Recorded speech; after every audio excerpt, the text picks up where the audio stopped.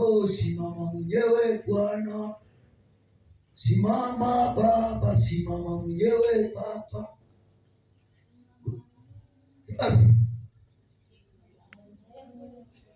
Hivi watu wakanisa hili, simama mwenyewe Bwana, simama mwenyewe Bwana, simama mwenyewe mama, simama mwenyewe Bwana, simama mwenyewe.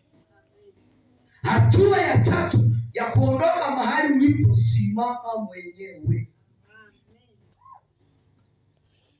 Mnasikia roho ya mashujaa? Simama mwenyewe. Usisimame kwa niaba ya mtu, usisimame kwa niaba ya shoga, simama mwenyewe. Kitabu cha Habakuki 2 mstari wa kwanza na kitabu cha Ezekieli 2 mstari wa kwanza. Habakuki 2 mstari wa kwanza na Ezekieli 2 mstari wa kwanza. Aliyepata Habakuki asome. Mimi nitasimama katika zamu yangu mwenyewe. Bwana Yesu. Simama mwenyewe. Hatua ya tatu ni uamue usimame wewe mwenyewe, alafu Mungu anazungumza na wewe.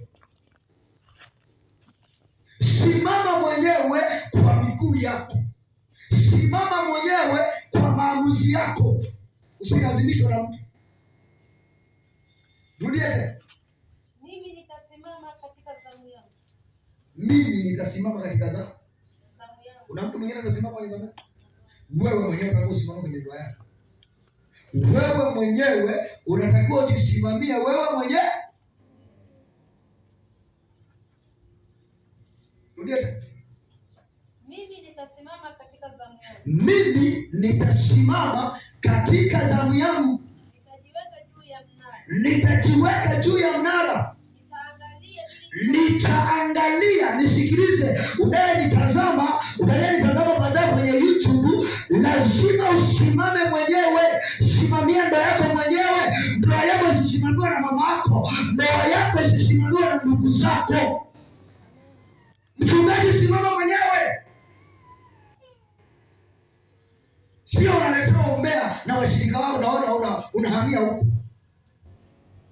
Simama mwenyewe. Unapoletewa maneno, hatukatai kuletewa maneno, uwe na chujio la kuchuja. Na hata hivyo mama, kwenye familia yako uwe na chujio ambao ni Yesu.